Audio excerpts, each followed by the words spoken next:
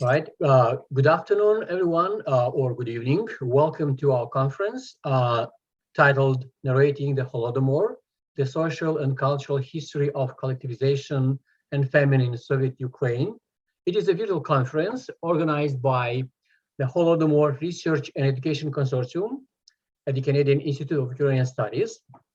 My name is Edward Baidaus, and I'm currently a postdoctoral fellow of the Holodomor Research and Education Consortium. Our panel is titled Narrating the Trauma of the Holodomor. It's 3:00 p.m. Eastern Time, and we have two papers for this panel. And given this fact, the presenters will be given from 20 to 25 minutes, while our discussant will have up to 15 minutes, which will be followed by questions to be asked via our chat function. So welcome once again, and it is a great event. And let's listen to our two presentations. The first paper will be presented by Iryna Skubii, titled Speaking About Food Discussed After the Famine, What Does Survivor Testimony Tell Us? Iryna Skubii, she's a PhD candidate at in history at the Queen's University Kingston in Ontario. Her dissertation project focuses on materialities, consumption, and nature during the famines in Soviet Ukraine. She's also a co-editor of History Ukraine, which is a part of HistoryNet. She received a Candidate of Science degree from Karazin National University. Earlier, she was an associate professor at Petro-Vasylenko-Kharkiv National Technical University of Agriculture. Iryna also had visiting and research positions at the Ludwig Maximilian University in Munich, University of Toronto, and also at the University of Alberta. Her early research interests were focused on trade and consumption in early Soviet Ukraine, based on which she published the monograph Trade in Kharkiv in the Years of NEP, 1921-1929, Economy and Everyday Life, published in 2017. Iryna, please, the floor is yours.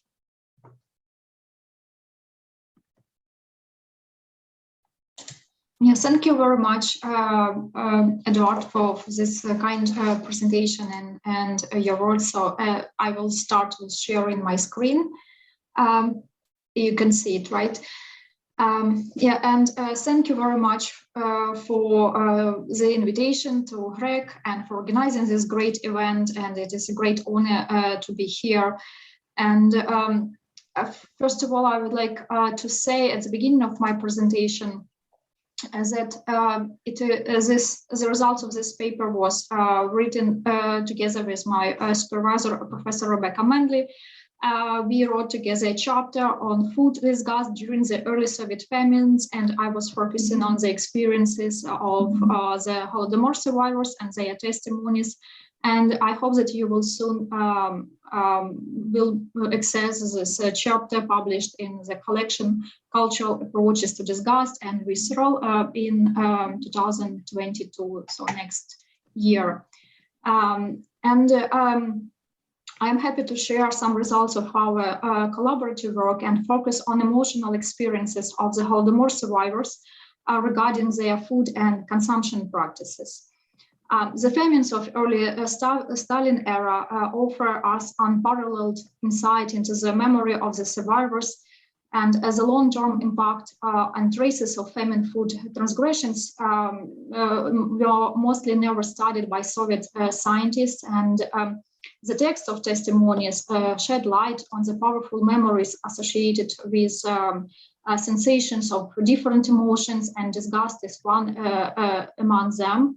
And people usually express discomfort speaking about those topics, speaking about how they compel to cross the boundaries of one's humanity and to cross some cultural taboos.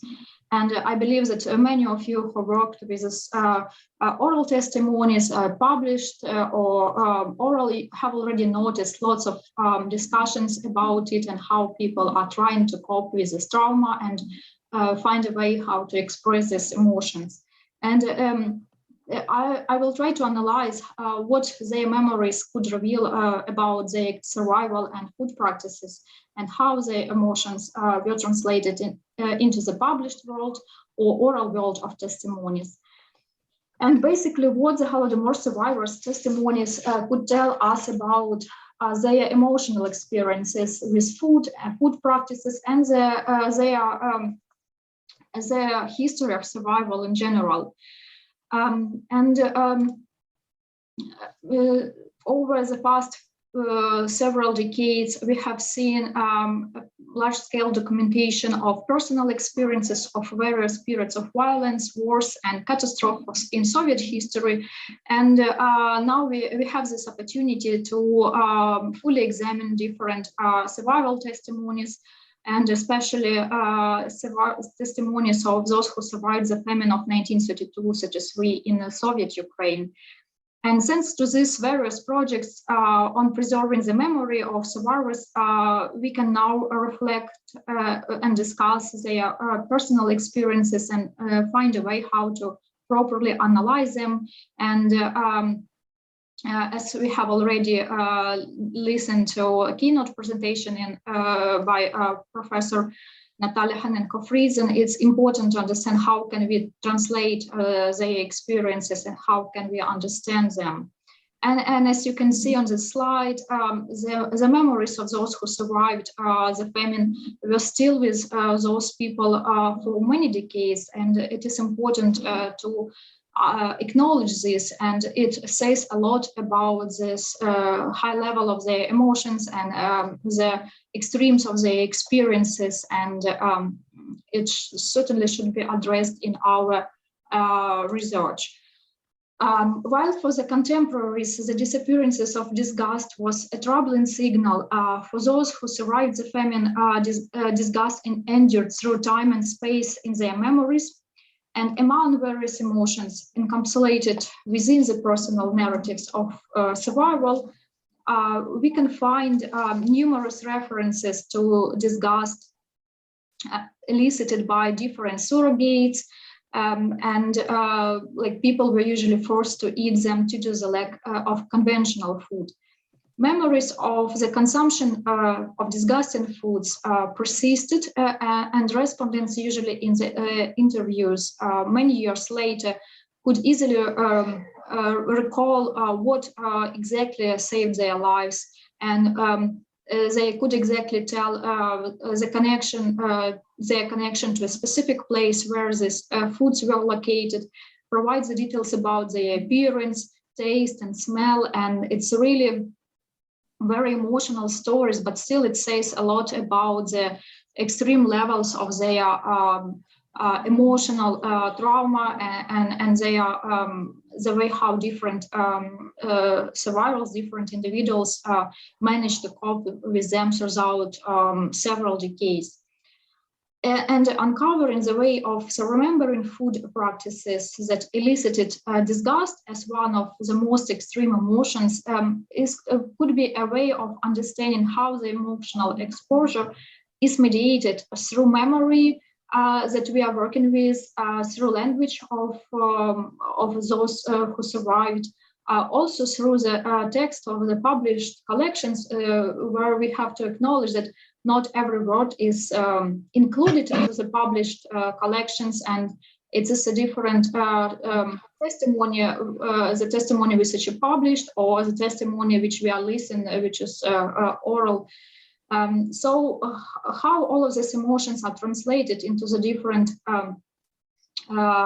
testimonies, and how the respondents coped with, or so to say, navigated through unpleasant, painful, and traumatic emotions afterwards. They coped with these emotions during the period, during the time of the famine, and still they were coping with them several decades afterwards. The questions raised above require critical analysis of the Holodomor survivors' memories by placing them within the framework of trauma studies, where traumatic memories is defined by its ability to cause strong negative effects, particular disgust, which is a central topic of this presentation, but also shame and guilt. A recent scholarship on the memory of the Holodomor survivors suggests that it contains different signals of trauma, and among them we can find such as self-awareness, fragmentation, silencing, alienation, numbness, or forgetting. Certainly not all survivors opted to reveal stories about about disgusting foods as they had been forced to eat, but putting personal testimonies into the framework of trauma studies allows us to see the experiences of contemporaries as converted to a specific narrative matrix. And it could help us to find the logic of their stories, of their narratives, of the plot in individual and collective biographies. Trying to understand the general framework of their stories, we can see behind them the one general plot that is helpful for understanding the way how the contemporaries and the survivors afterwards expressed their emotions of disgust and express their trauma in general. To understand how the emotions of disgust are represented in the personal testimonies of extreme survival, certainly we are facing lots of problems, and one of them is how can we do that? And one way is to understand the language of storyteller. One of the example how can we approach the language of the storyteller could be found in Olga Matic's work. According to her, in the literature, the narrative of disgust can be studied as a distancing gesture, which permits the expression of either moral revulsion or aesthetic delight, or combination of both, as she suggested. She also suggests that such narratives could be considered as zigzag, so moving toward a representation of something unpleasant, disgusting, and then move back from it, move away from it. And in the interviews on survival during the Holodomor, when you are reading like dozens of similar texts and which are placed in the same framework, you can notice that stories many stories are following the distancing principle, and many survivors, even if they try to distance from such unpleasant personal experiences, they would mention about something and again move away from these unpleasant stories, denying any personal connection to such transgressive acts, or turn a listener's attention to such extreme experiences just to highlight that they lived through such periods of survival, and it is important part of their survival story, and it is important part of their personal experience.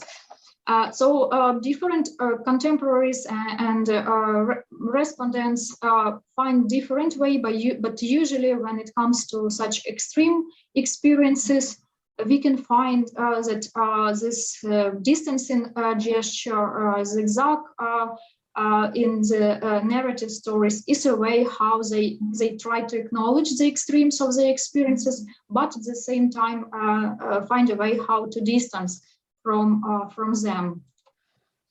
And here I would like to provide you some examples of such stories. For instance, if the interviewees wanted to speak about some unconventional famine foods, they often refer to experiences of a research person.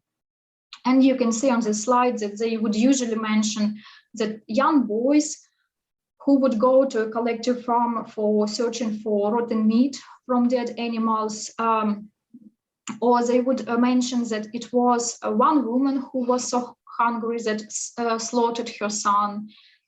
They could mention just in general people who were eating stinky beet pulp.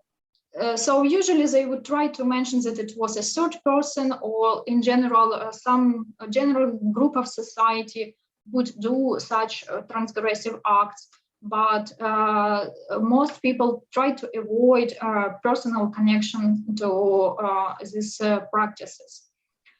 Similarly, when they recount stories about eating carrion, some would prefer not to relate this practice to anyone or any place specifically. And they would usually mention, as you can see on this slide, I quote, "We didn't shrink from eating carrion."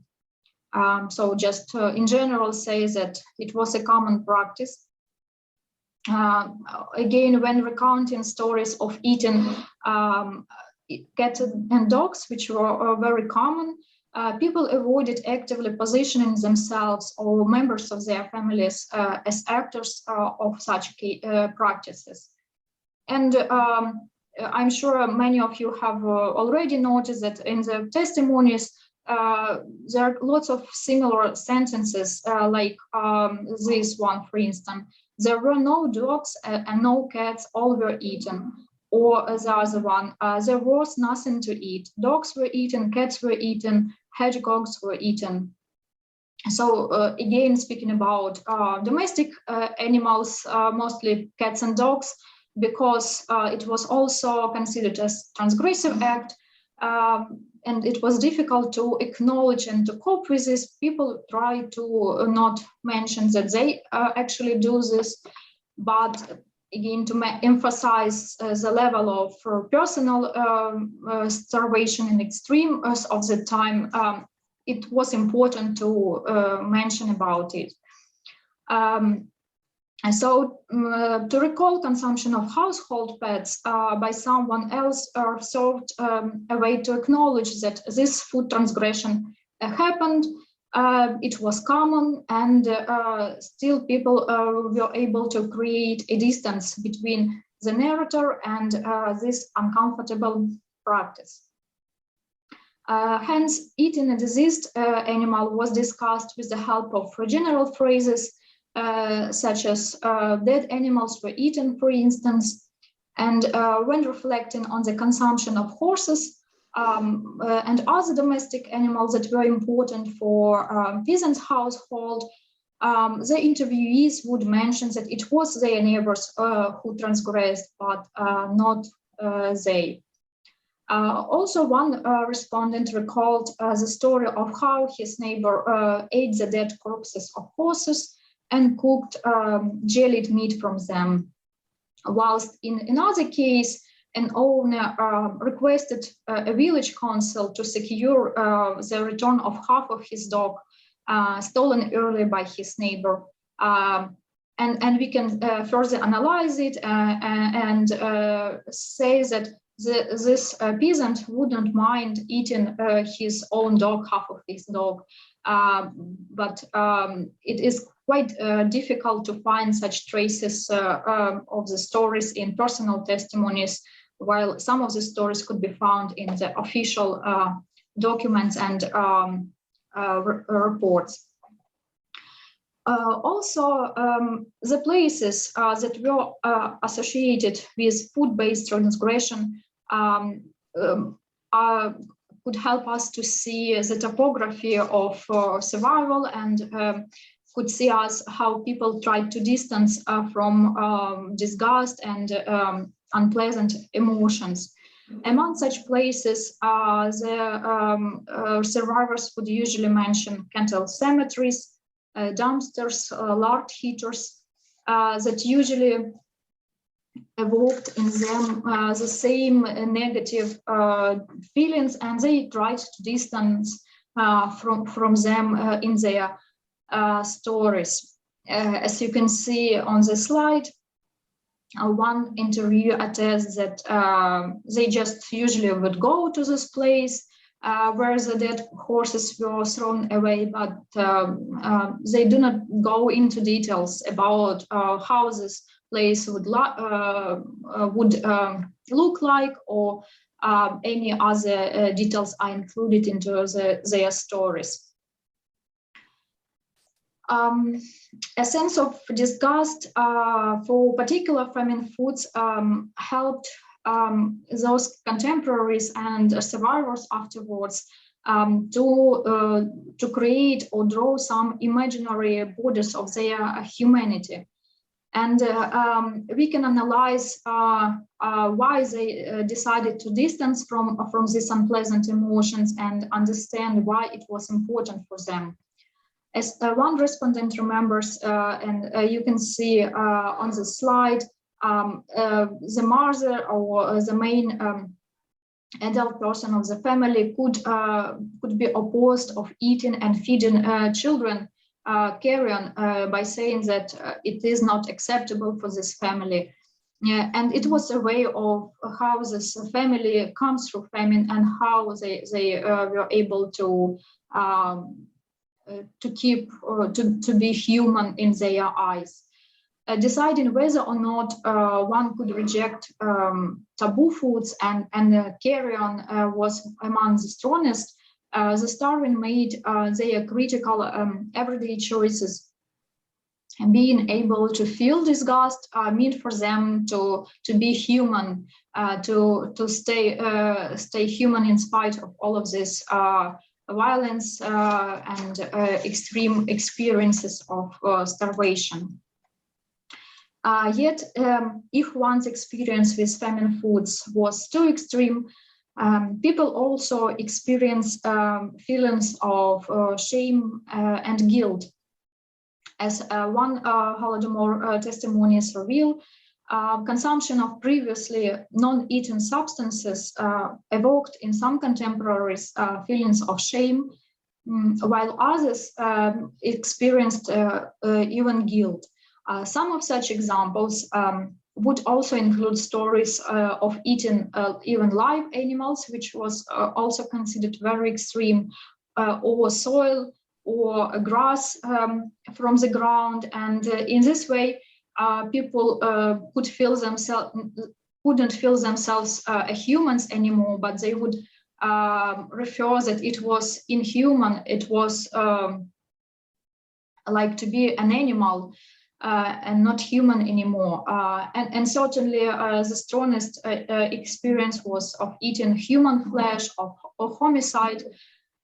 So those stories could tell us about how survivors experienced different set of emotions connected to disgust, shame, and guilt. And in those very extreme stories, I come across some examples when survivors in their testimonies would try to involve a third person or intermediary and ask them to tell a story about their experiences.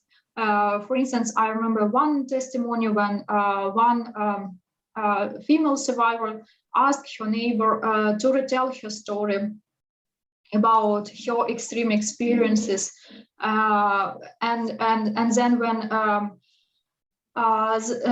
her neighbor was telling a story of her survival, she had included the story of her neighbor, and it was such methods that include both distancing and involving a third person to tell the story of extreme survival. Personal experiences of disgust were often connected to, in memory, with a specific also and unbearable sense of smell. And in oral testimonies, unfortunately, we cannot find lots of references to them, and especially it's difficult to find them in published testimonies. But still, there is lots of comments that ranged from general references to smell, eliciting disgust, where people would usually mention that, that the smell of spoiled horse meat or rotten vegetables. While for some people they have some more smells that they could cope with, but for others, those rotten food substances or meat could have a very strong feeling, could cause a very strong feeling of disgust. It was very difficult to cope with this feeling. Usually there's conflicting emotions of consuming famine foods, as you can see on the slide in this quote, were also one of the possible way to tell about the emotions of disgust and food taste during the famine. As you can see here in this slide, rotten potatoes were described by one woman with the positive sensory emotions associated with a neighbor's act of kindness. But in retrospect, when she was giving this interview, she questioned actually her assessment of taste during the famine and tried to understand her cultural, her food practices and pre-existing cultural norms during the famine. So in general, as you can see, by analyzing different personal testimonies, we can find different examples of how the famine influenced on contemporaries' experiences and how their famine food practices made dehumanizing effect on survivors. Which also influenced on the way how they perceived themselves decades later. Strong emotions about famine foods were transformed over the years into powerful and very vivid memories where feelings of disgust were interconnected with feelings of trauma, shame, and guilt. And when recollecting about experiences of obtaining, cooking, and consuming those unpalatable food substances, those very stories that become constituted part of their memories, and they couldn't forget them throughout their life. I hope that this research would help us to see the level of trauma that people coped with, and again, that we should find a language how can we understand and analyze their testimonies, and again address the agency of those people, the level of extreme starvation that they have to face, and properly understand the experiences and practices that they had to come from. Thank you all for your attention, and I'm looking forward for your questions. Thank you, Iryna, for your presentation, and we all will be looking for comments and questions to your presentation. And now, with your permission, I will move to the second presentation, second paper, titled "The Stakhanovites and the Holodomor. Are they connected? And if so, what is the impact on the narrative?" And it will be presented by Dr. Vitaliy Ogienko, who studied history at the National Taras Shevchenko University in Kiev. Since 2008, he is a researcher at the Ukrainian Institute of National Remembrance at the Ministry of Culture and Information Policy of Ukraine. He also taught at the National University of Kyiv-Mohyla Academy. His papers have been published by, among others, Kritika and Ukraina Moderna. He's an editor of the forthcoming book, The Holodomor and the Origins of the Soviet Man, reading the testimony of Anastasia Lysivets, which will be published in spring 2022 in Germany by the Eden Verlag Publishing House. So welcome, Vitaliy, the floor is yours. Thank you. Thank you for the introduction, and thank you for inviting me to this conference. I'm thrilled to speak to you. Do you see my screen? Yes. Yes, okay. Actually, this is one of the first my presentation about this topic, and finally I feel This project is in progress, but finally I feel that I'm ready to present some preliminary results. This presentation is a part of a larger project which is called Holodomor as Historical Trauma. And this larger project has own logic, and all parts of this project are very interconnected. Even more, I would say that that part about Stakhanovite movement is not only connected to previous parts, but even determined by these previous parts.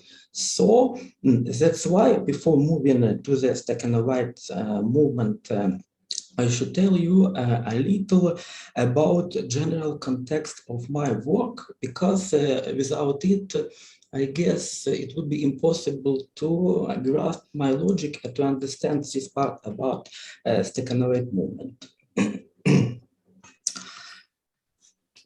Okay, so my general paradigm is a traumatic one, but there's something else what I always keep in mind, and it has a sort of methodological meaning. I'm interested in how real traumatic original experience transforms or transmit or pass or whatever else to further, to, let's say, further domains, that is social and cultural domains. For example, the term representation reflects this problem from mental representation to cultural and social representation. But I do not use this term, but it helps understand better what I'm doing. So we have two very different domains, let's say psychological and social and cultural. And they studied, for example, by different disciplines, and it's very difficult to find even something in common with these two domains. And in my presentation, I see the Holodomor only in terms of from these psychological domains. It deals mostly with let's say, memory of the body, feelings, emotions, behavior. It is even before consciousness. And the Stakhanovite movement is social practice, it's social phenomenon, and it is from next, from other domain. And you see from this screen this part of research about Stakhanovite movement somewhere in the middle of the project. So we should return back, and I should tell you a little about trauma of Holodomor, but in connection with the Stakhanovites. That is, I'm not going to tell you in detail about historical trauma, but only about that part of it which has something common with the Stakhanovite movement. Okay, the first question, why trauma? Why I use trauma for implementing this task, let's say, connection of psychology, sociology, and cultural studies. Because trauma, it is something what is very easy to notice, even, you know, on the street, yeah, and easy to identify traumatic symptoms and markers. They are very vivid, and it first explanation. Second, that trauma, it is very well studied both in psychological and social cultural disciplines. We have a ton of knowledge about PTSD, about different psychological aspects of trauma, and from social and cultural domain, we, for example, have such construct as social trauma and cultural trauma. A lot of books are written about it. So Why the Holodomor? Because the nature of suffering from starvation is very special. And I would say that, for example, from the perspective of, as I call it, memory of traumatized body, Holodomor is very different, for example, from other genocide like Holocaust. So we have two different domains, but I highlighted that connection is very important because I see it as process. If connection is very important, it means that it should be some sort of common content, in this case related to Stakhanovites, as I told.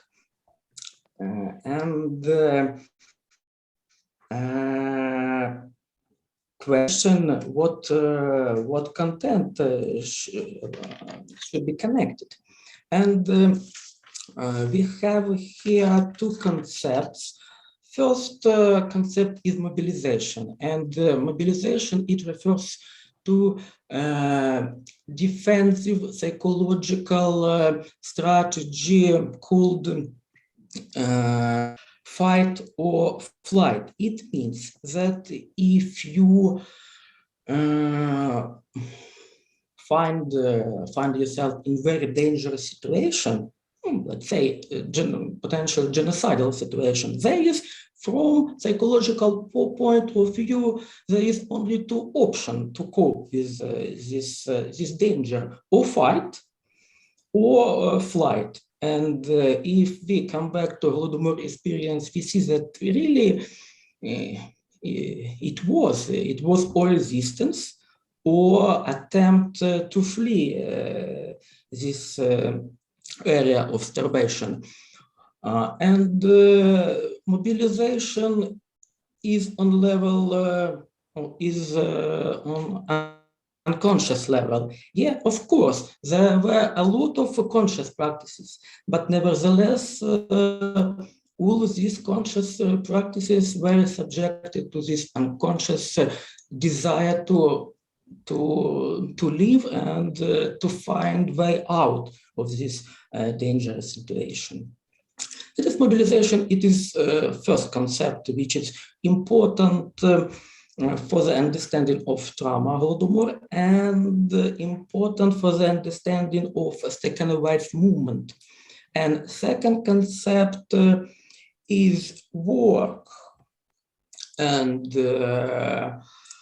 for formulating this concept, we should answer on two questions. First, what the perpetrators wanted from the victims, from the Ukrainian peasants, and generally from the peasants in whole state. And the second question, why the Holodomor stopped? What happened? Who made the decisions? And for me, the answer for first question is simple, and it is work.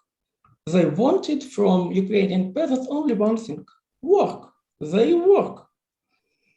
That they work on collective, on kolkhozes fields for free, without payment.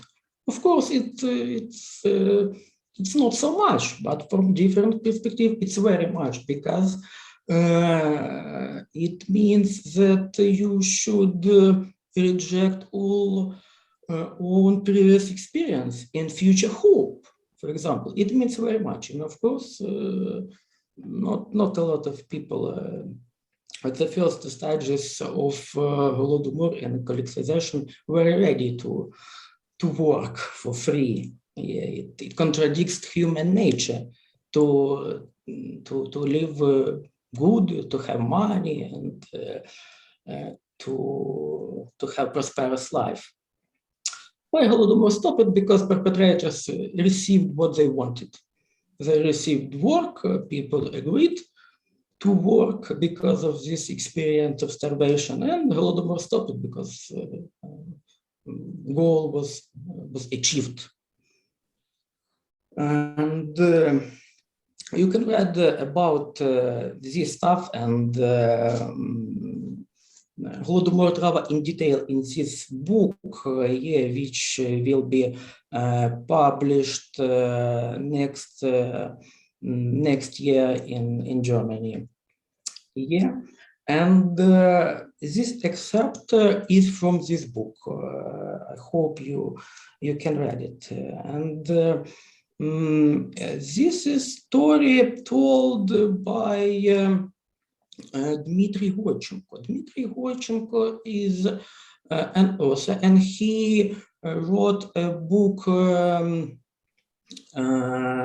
Red Apocalypse, and the story about the colonization and Holodomor, very strong memoir. And he mentioned as that one day he met a group of Ukrainian women who worked in the field, and he was very impressed because these girls were very emotional, simultaneously everywhere death, and he was expressed the emotions. And later he understood that it is because at that time state began to distribute food for them. And these people understood that there is hope again to live. And actually, hope appeared, and they were ready to do everything. And these emotions, because of this hope, and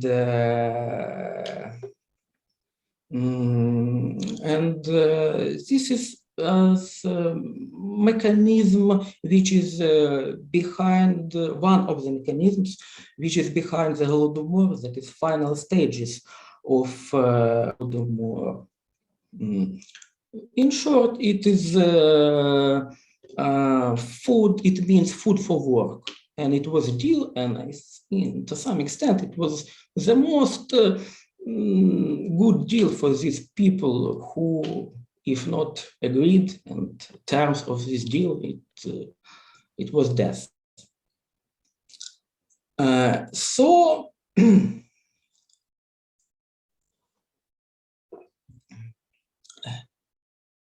my next logic is very easy to understand. If work is so important for the Holodomor, it was obvious to look at the people who worked very hard after the Holodomor. And on the screen you can see two of these women in company with Stalin. These are Maria Demchenko and Pasha and Helena. Maria Demchenko, Maria Gnatenko, from one village from Maria, Nadia Zaglada and Pasha and Helena.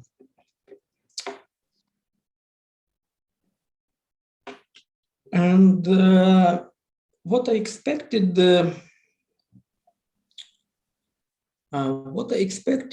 to, when I first looked at their biographies, I expected to see that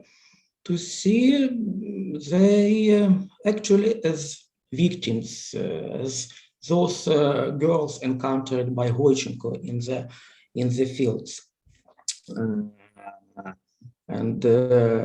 But when I saw at their biographies very carefully, I saw that it is very difficult to call them victims. Rather, they are perpetrators. Yeah, rather, they are activists.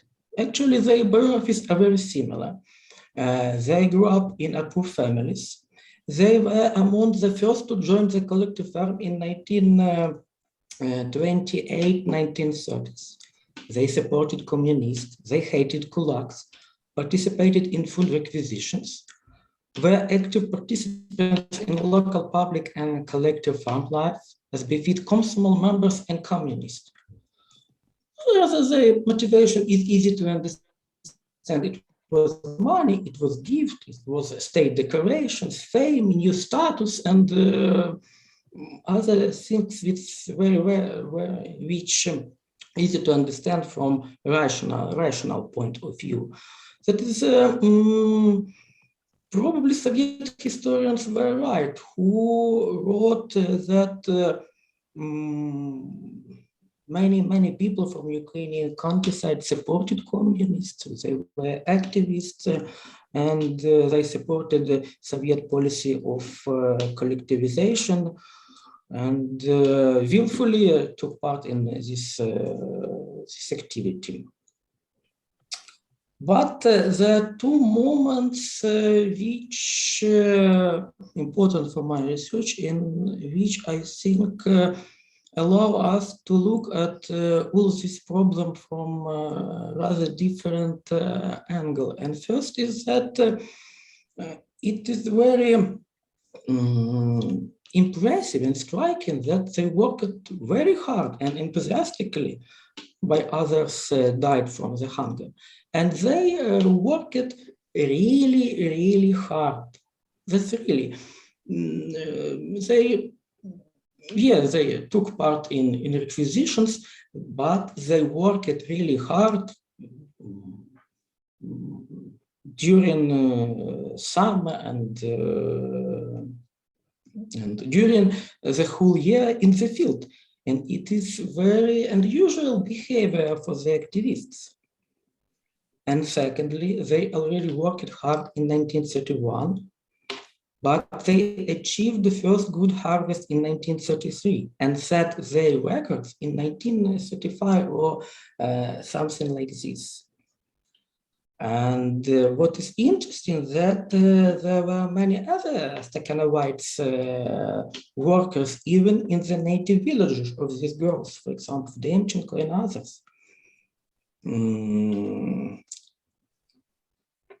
So, how it is possible to explain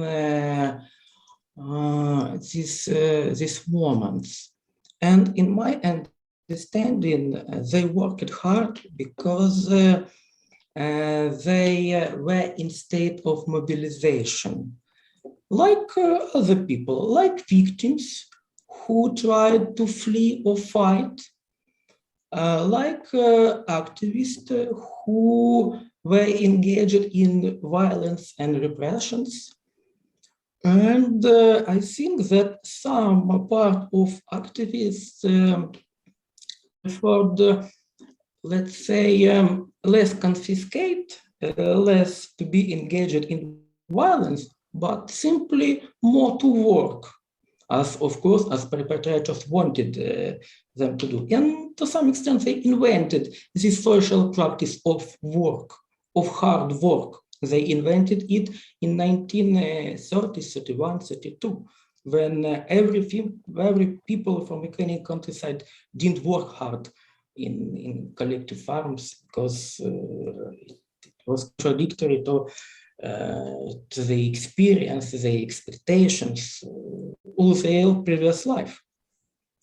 They intended this work earlier than other peasants. And in her memory, Marina Gnatenko writes about these dramatic changes in the mood of most peasants. Initially, in describing 1932, she rebuked the free farmers for not taking into account that it is now necessary to work not for fear, but properly. And later, he writes that since 1932, people in our village seem to have been reborn. The first and most important in their lives were sugar beets. Everyone wanted to do more and better. No one even mentioned about own benefits. In short, their interest took the 10th place and public interest came to the fore. it is symptomatic that the Stakhanovites achieved high, achieved high,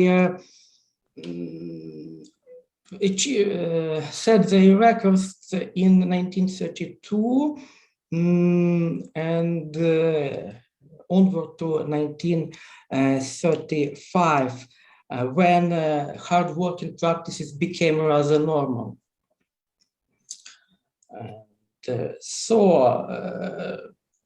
Let me conclude. Of course, it is reasonable to look first at those hard workers who were recruited to the Stakhanovites in the final stages of Holodomor. That is on the second group of Stakhanovites workers who were recruited from Holodomor victims. It's for sure. But even this story told us that about complexity of this trauma, Holodomor, and this story of Holodomor. And this conference about narrative of Holodomor and ways of narrations of Holodomor. And from perspective of what I have told, my approach, it focuses, for example, on next question. The first question, why the starvation stopped? On the rebirth of peasants, a result of emerging hope for survival, on the concept of work, both the reluctance to work in 1930-32 and the acceptance of the work in 1933. And another conclusion is that from this perspective of trauma, the narrative of the Holodomor does not end in 1932. And trauma of the Holodomor spreads to the spheres which at first sight have nothing common with the Holodomor. Thank you for your attention. Thank you, Vitaliy, for the presentation. And I am moving forward to our discussion. I am giving the floor to our discussant, Dr. Dennis Klein. Dr. Klein is a Kean University professor of history and director of the Jewish Studies program at the Master of Arts in Holocaust and Genocide Studies program. Before joining the university in 1996, he served as a founding director of the Anti-Defamation League's Brown Center for Holocaust Studies and its Hidden Child Foundation, as well as editor-in-chief of ADL's Dimensions, a journal of Holocaust Studies. He's the author or editor of 7 books, including Jewish Origins of the Psychoanalytic Movement, Hidden History of the Kovno Ghetto, The Genocidal Mind, Survivor, Transitional Narratives and Societies Emerging from the Conflict, The Aftermath of Atrocity. He is currently at work on a book about bystander incrimination in the late 20th century. Dr. Klein, please, the floor is yours. Thank you. And thank you for that introduction. And to thank the 2 presenters for really fascinating research. I learned a great deal about the trauma phenomenon and certainly about the Holodomor. I want to not easily miss the main point of the 2 presentations that we just heard, and that is that historians are dealing with trauma.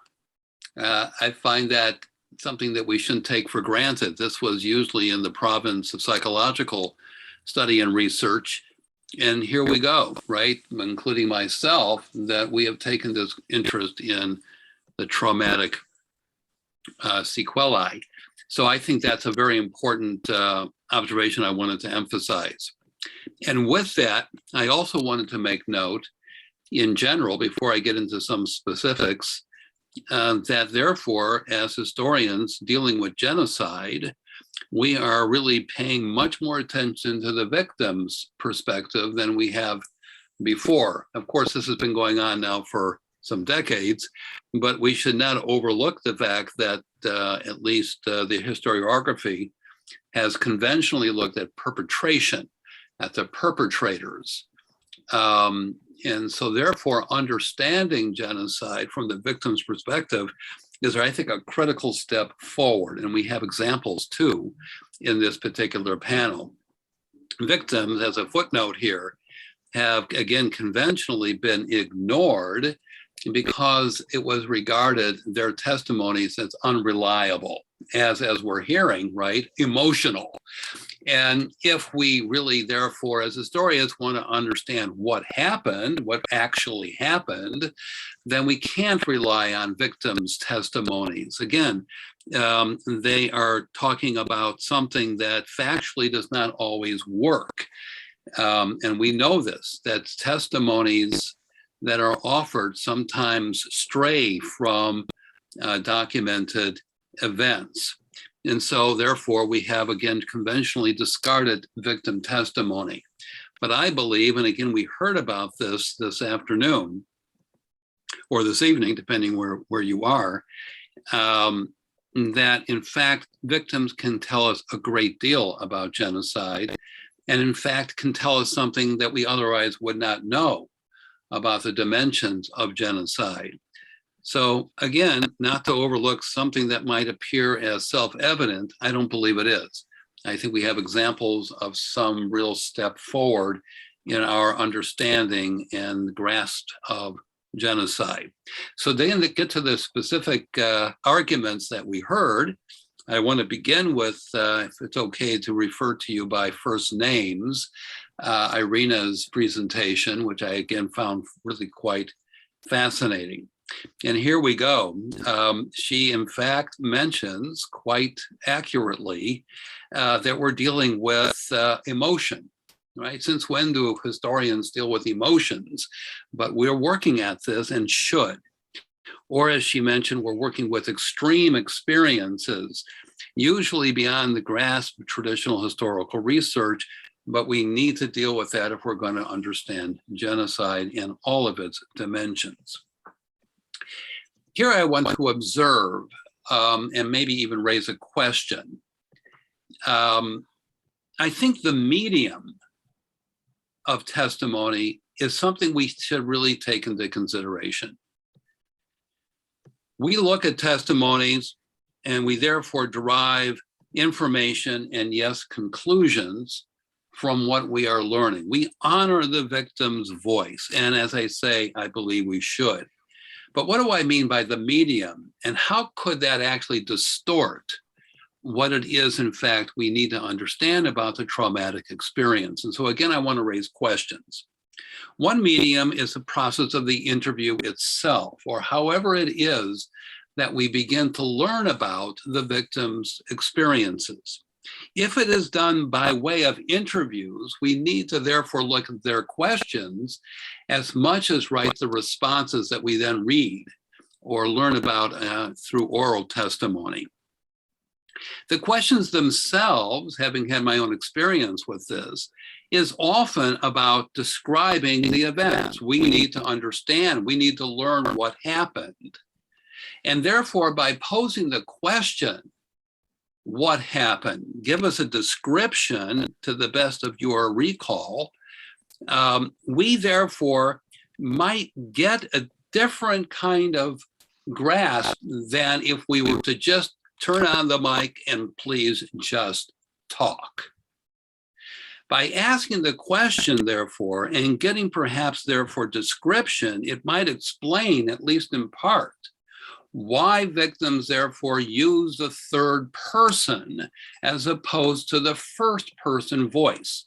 So we saw examples from Iryna's presentation of both third and first person expression. But whenever we get third person expression, it doesn't necessarily mean that they're distancing themselves from the event. It may be that they're simply responding to the question, tell us what happened.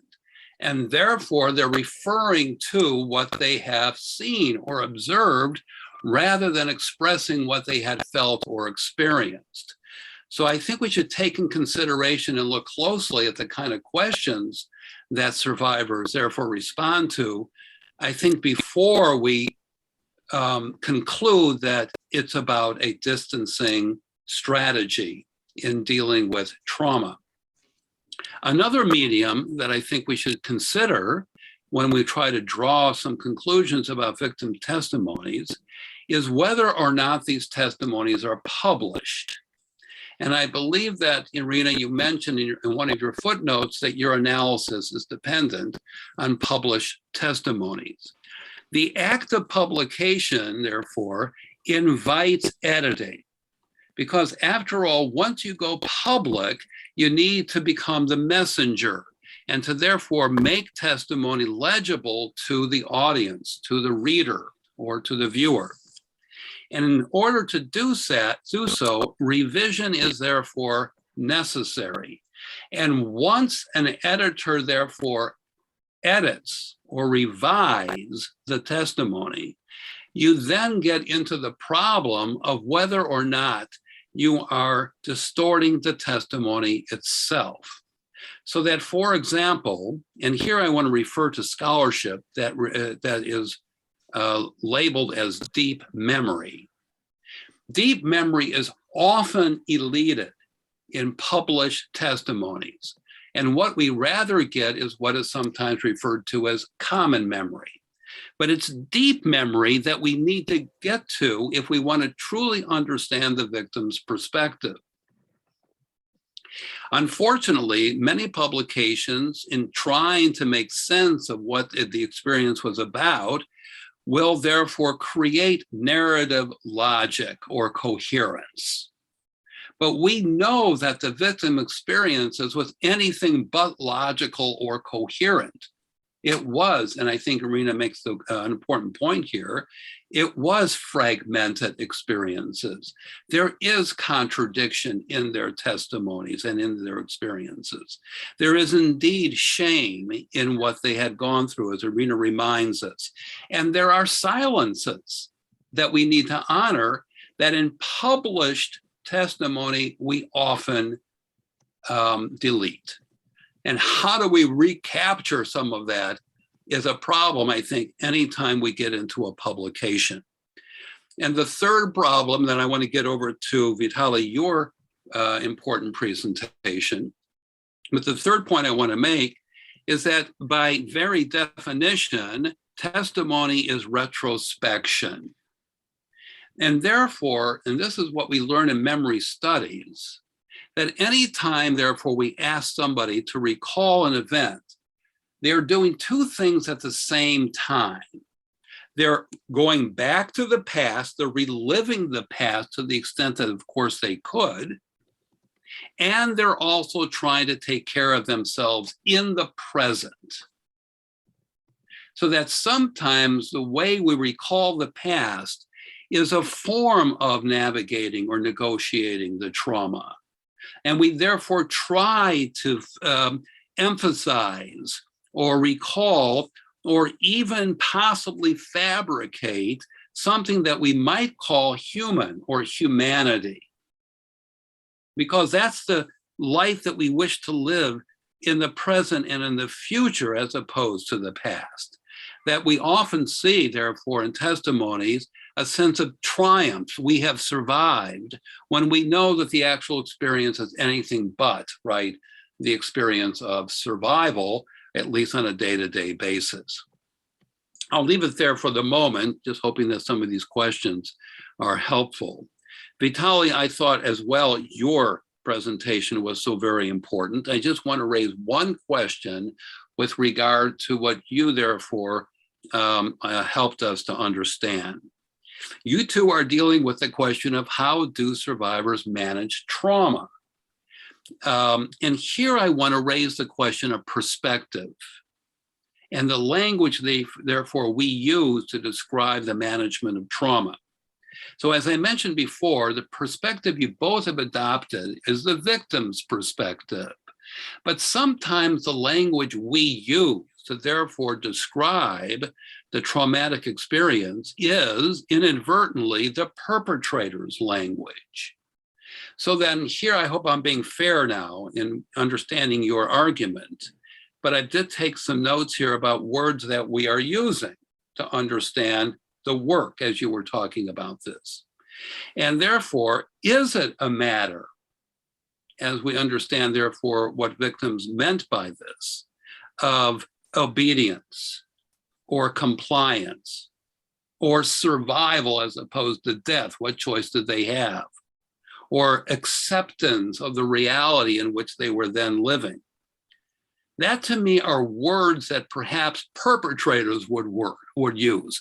They want to see victims, right, comply and obey and work as hard as they possibly can. And yes, accept that reality. That's what perpetrators want.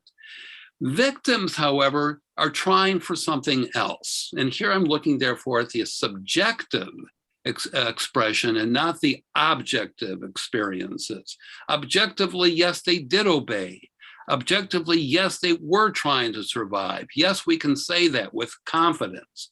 But subjectively, and again, we're looking at the victim's perspective, subjectively, you use some very interesting words here that I would emphasize or certainly make paramount in your research, if I may say.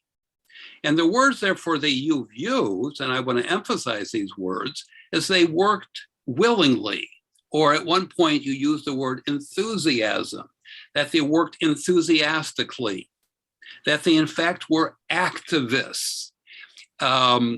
Difficult, by the way, to go there.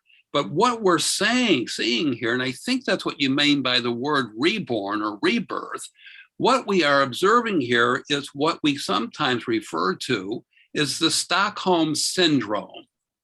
That is to say, any one of us who are in impossible positions of victimization have choices. And one choice we have to make if we want to survive subjectively is that we need to adopt the new reality and to own it for ourselves and to live with it as if it's the right thing to do. We know objectively it was not, but subjectively, and this is the Stockholm Syndrome, subjectively, sometimes we just need to say, we buy this. We're part of it. We're an enthusiastic part of this. That's how survivors can day to day somehow endure an impossible situation. And so I'm suggesting that it's not only obedience or compliance, or at one point your word coexistence. That's true. It's all true. But for the victim, it's not just that. They really do. If they're going to truly survive emotionally, they need to sometimes do what the sociologists tell us that victims sometimes must do. And that is they need to really, your word here, accept the experience enthusiastically. Thank you. Thank you, Professor Klein, for your detailed, insightful comments, for questions and suggestions. And I believe Iryna and Vitaliy would like to respond to some suggestions you made recently. So I am offering the floor to Iryna first, and then to Vitaliy to answer to the suggestions, comments of Dr. Klein. Yes, thank you, Professor Klein, for your very insightful and thoughtful comments and for reading my paper.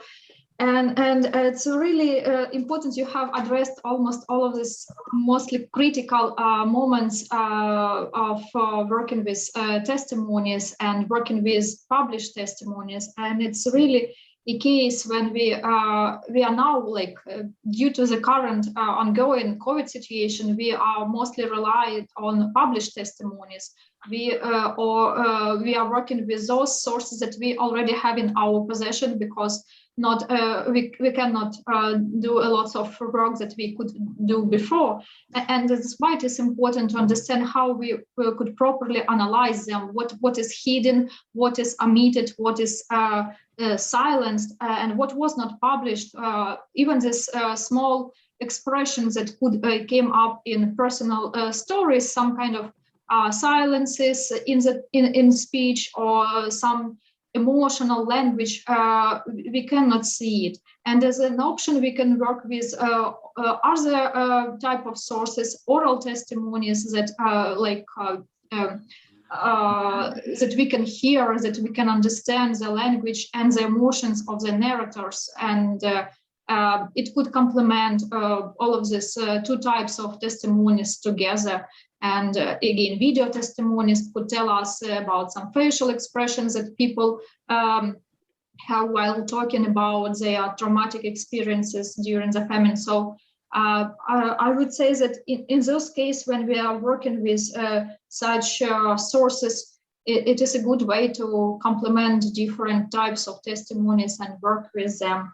And again, because of this reason, since I was mostly working with published testimonies that have already been conducted by editors, for different collective volumes mostly in early 2000s, I have not been working with questions. I have not seen the questions that usually were asked to the interviewers, and it is also, yes, you are right, that should be acknowledged, because we are lacking the other side of the stories, how those questions were constructed. And yes, it's the situations that we are dealing with. And on the other side, I'm trying to see it's also from the positive side, because I'm not the person who is asking a question.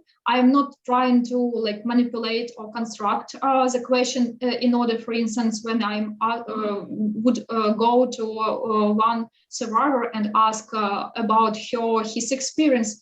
I'm working with testimonies that was created for different purpose, generally to speak about the famine experience.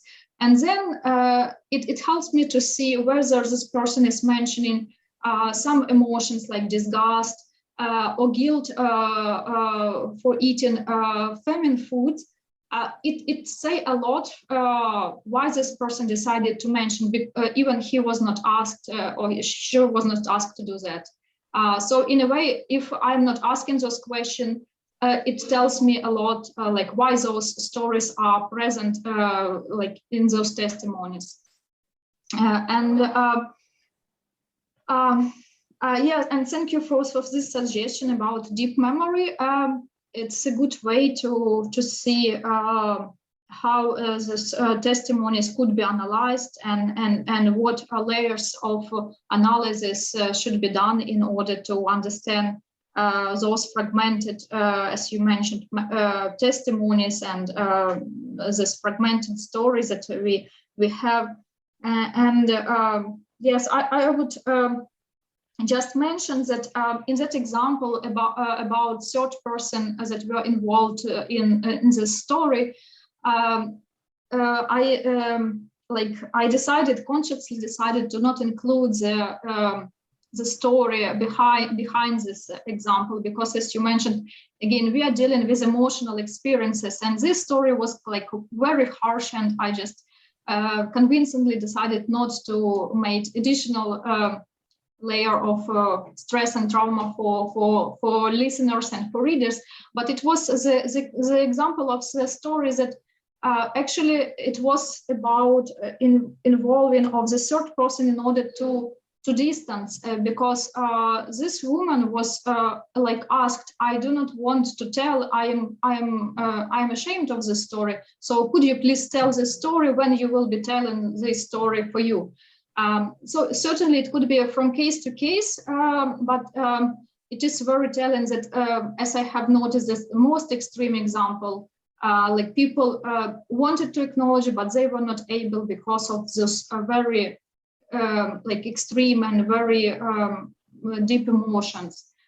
So there could be different way of understanding why they do so, but yeah, it means that there are lots of layers behind those testimonies, and thank you very much for your very rich comments.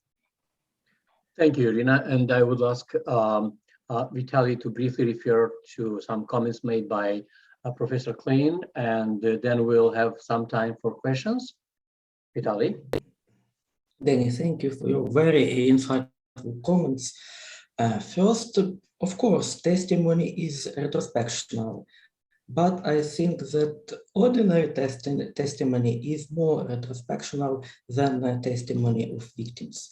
And trauma, it is very strong thing, yes.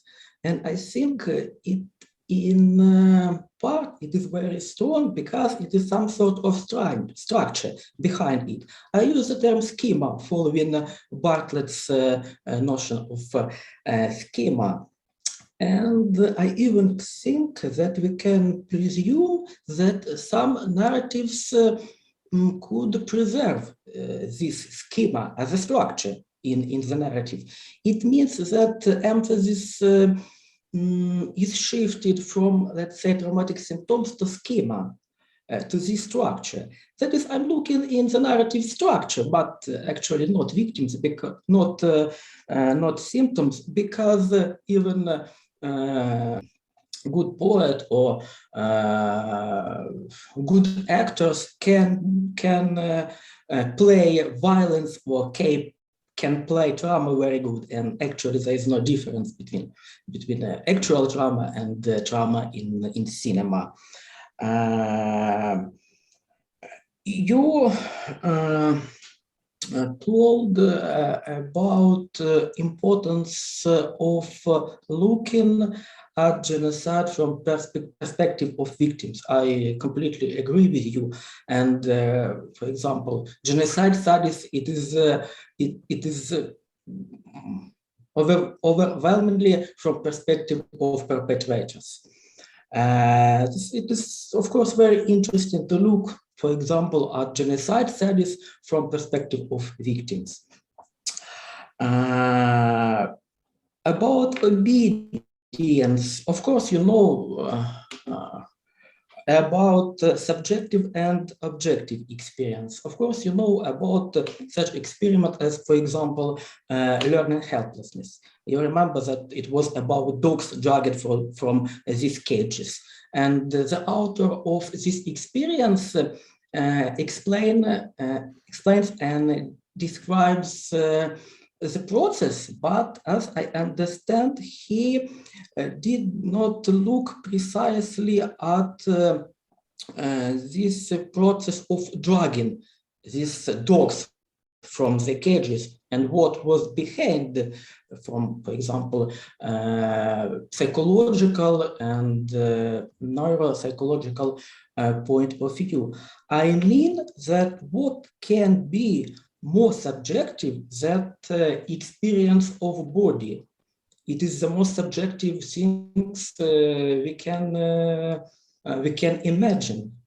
That is, I think that we should look at the beginning. If we look at the trauma, we should look at the beginning, and this beginning, this start is body. Of course, for historians do not like such approach because it is a different discipline. And it is not history, it is not sociology, it is not cultural studies. Of course, thank you.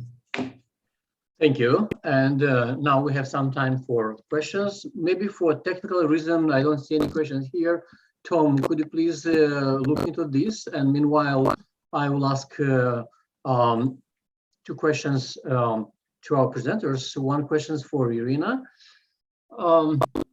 I remember when I was taking in my doctoral studies a seminar on Holodomor, I read the testimony how a family, some peasants in a Ukrainian village, wife and husband were sitting late in the evening, and they had to make a horrible decision, what of the children to be killed by them, to feed the others. So that's horrible.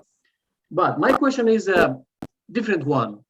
Speaking about food disgust after the famine, my question is, did the survivors said anything about alcohol, wine, or horilka or vodka, which sometimes were used out of despair instead of real food?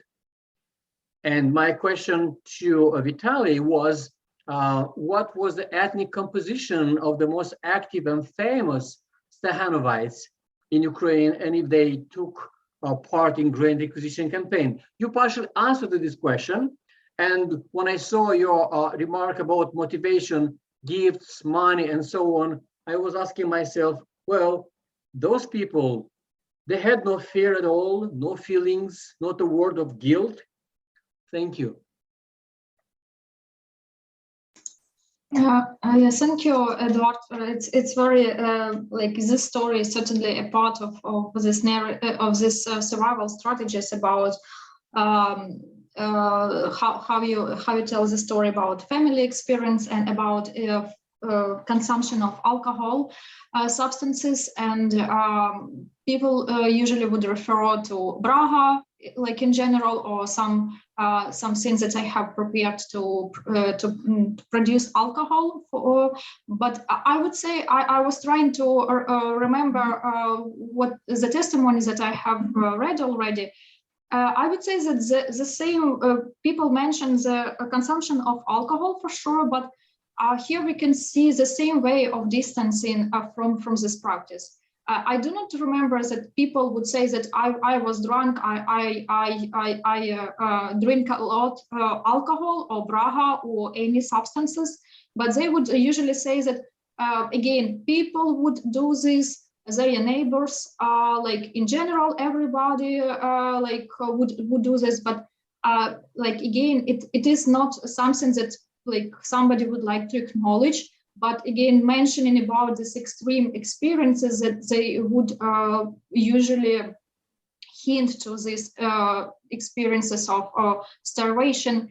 Like even we understand that certainly it is not something that can provide lots of nutrition or energy, but in those cases it was very helpful.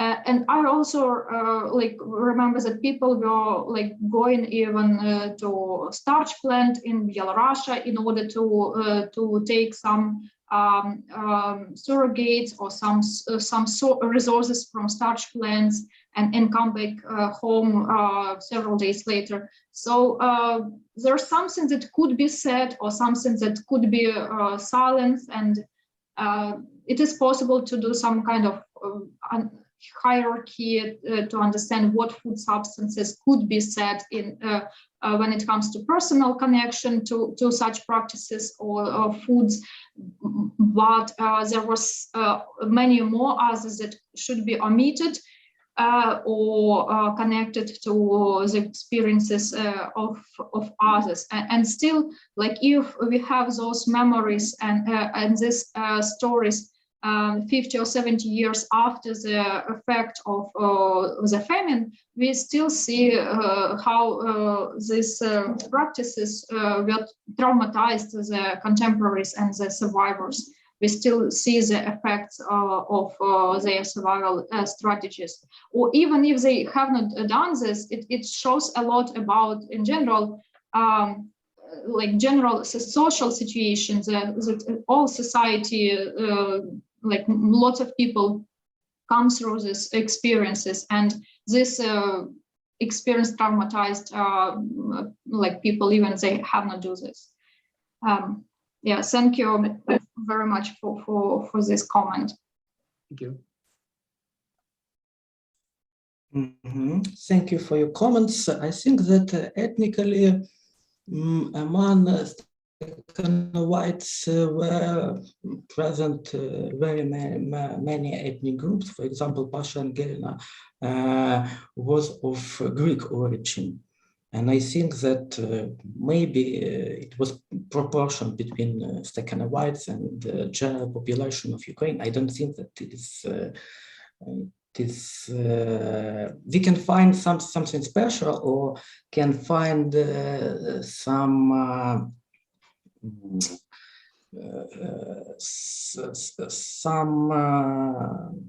emphasis of some origin, of Russian origin or Ukrainian. Among Stakhanovites were Ukrainians, first of all, Greeks, Russians, and many other minorities. Guilt, I think that guilt is very strong feeling, but it is guilt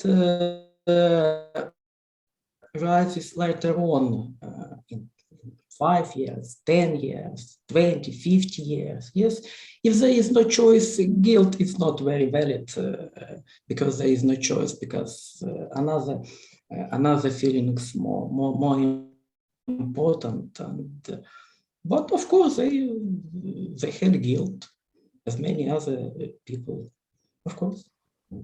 Thank you. Thank you. And we have some questions here. One question is for Vitaliy. Professor Sisson is asking, do we have any statistics on the early Stakhanovites? Are they evenly spread through Ukraine, or were some regions where they were more numerous?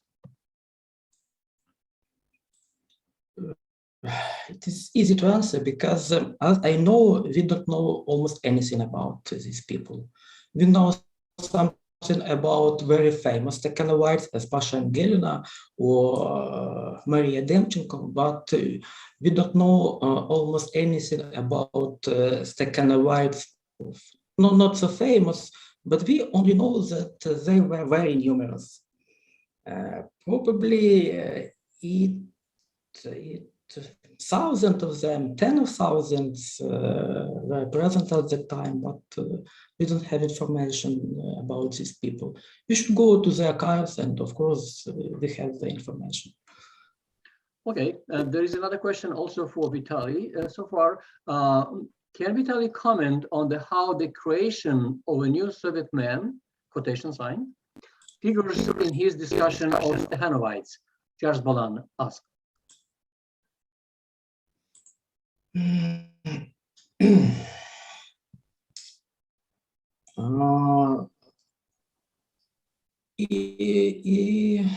It is very connected stories. Stakhanovites,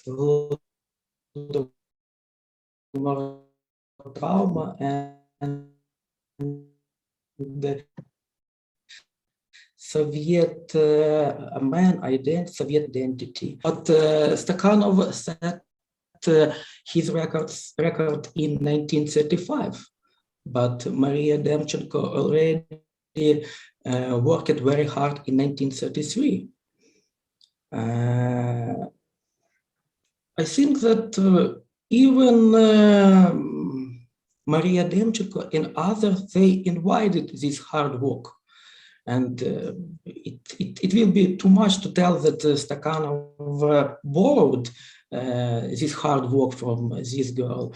But I think that it was behind some sort of general movement and general expectations and feeling in society to work hard. Obedience, is very important concept which explain Stakhanovite movement and Soviet identity. This is very interconnected notions, Soviet identity and Holodomor trauma. Because what is Soviet identity? Deep in the Soviet man, in Soviet identity, it is a great violence. It is a great violence, and you cannot cope with that violence. And then you accept this violence, you accept obedience. In part, you accept it consciously, and this is the story of Holodomor. And in part, you accept it unconsciously. And this is, of course, the story of Holodomor. Thank you, Vitaliy. We have three more questions, and we are getting close to the end of our panel. I would suggest maybe if someone else has more questions to ask, to contact presenters directly via email.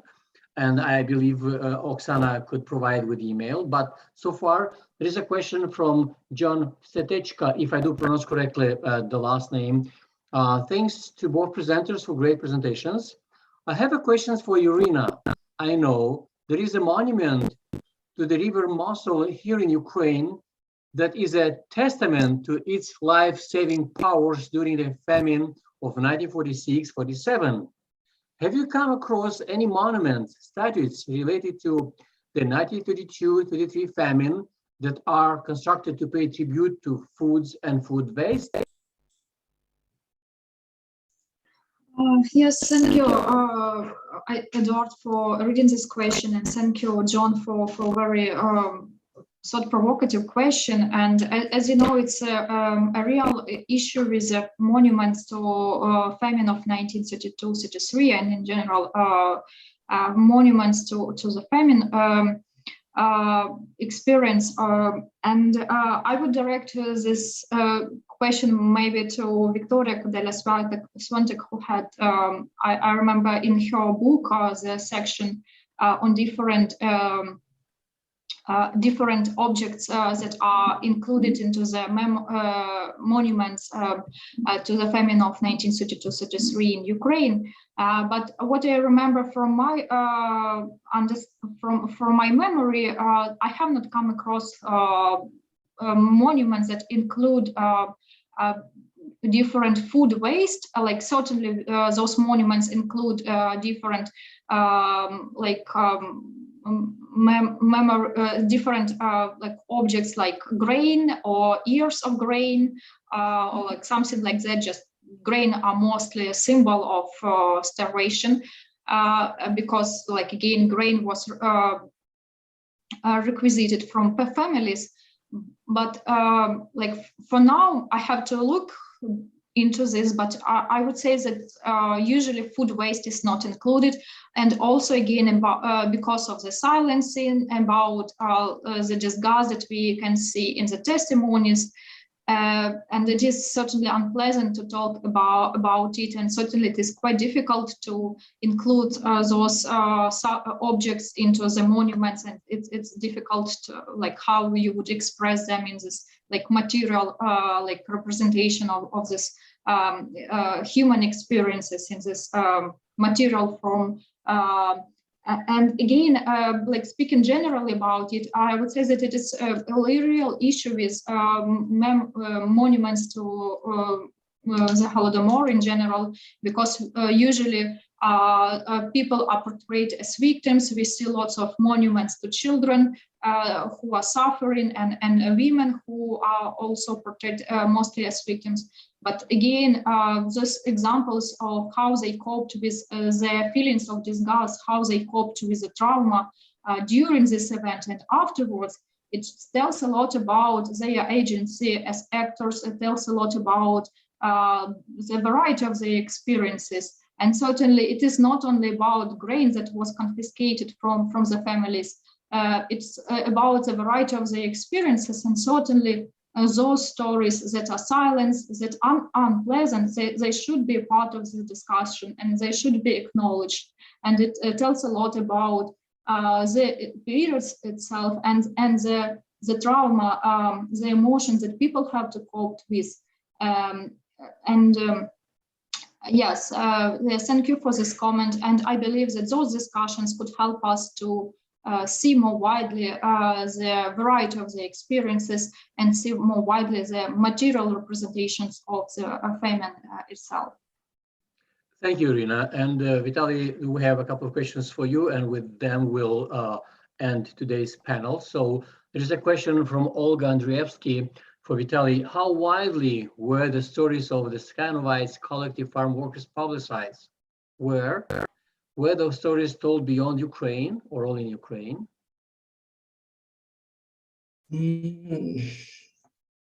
They were very famous, and we have a memoir of Demchenko, memoir of Hnatenko, memoir of Angelina. Their stories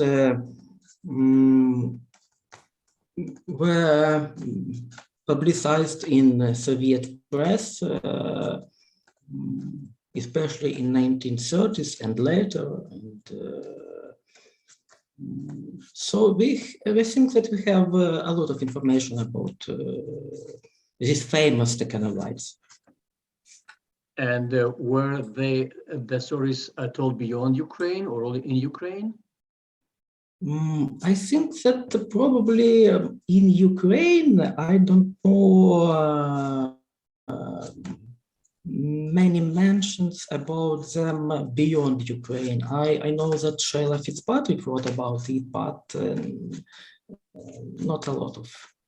Okay, thank you. And Daria Mattingly, if I again pronounce correctly the last name, pardon me, has two questions to Vitaliy. If you could briefly, please. How do we know that the Stakhanovites' hard work was a form of mobilization? For instance, both Nadia Zakhlada and Demchenko, for example, were known for their hard work well before the famine. And the second question, how to avoid taking the accounts at face value? It's a great question. But let's change our focus to the second group of Stakhanovites who were recruited from the famine victims. It's easy to suggest that their hard work, how can we explain their hard work? They accepted the state, the food from the state, they accepted the new social rules, and they accepted hard work, at least for some time. And if it was the case of this second group of Stakhanovites in Ukrainian countryside, we can presume that it was the case for these girls. Of course, they are different. Yeah, because in this second group, this acceptance to a large extent was unconscious, conscious and unconscious. But in this first group of Zaglada and Demchenko, I think that let's say level of consciousness was much more higher, and they invented this hard work. And I think that they invented this hard work in 1931, 32. Of course, they could work very hard in their previous life, but the point when they invented, especially this hard work in kolkhozes, in kolkhozes fields. Okay, thank you. And Iryna is asking for a short comment, please. Yes, thank you, Eduard. And I was thinking, like, when Vitaliy was replying on the questions about this, how we should understand the testimonies of Stakhanovites and whether they enthusiastically, so to say, took part in the collectivization and food requisition in the countryside. I remember in one of the first slides, Vitaliy has shown us what motivated those people, and here we saw that it was money, it was gifts, state decorations, fame, and new status in the society. And it's really important to understand that it was a way how, like, people certainly can move higher in the social hierarchy. But at the same time, like going from the experience of working on Soviet consumption, early Soviet consumption and trade in Ukraine, I would say that the very important motivation for those people were material benefits that they could potentially receive from the state, because we certainly have to understand the level of scarcity that again, even the workers in the plant, they received very scarce ration cards. And those scarcity during the period of collectivization, decolonization, and requisitions, they influence the way how they behaved.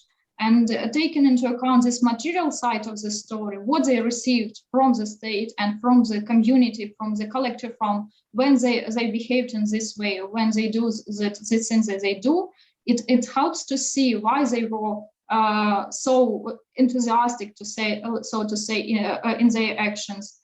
And the material side of the story is very important, and we have not only to acknowledge the ideology, because material motivations were very important for the people, and it was their strategy of living through the time.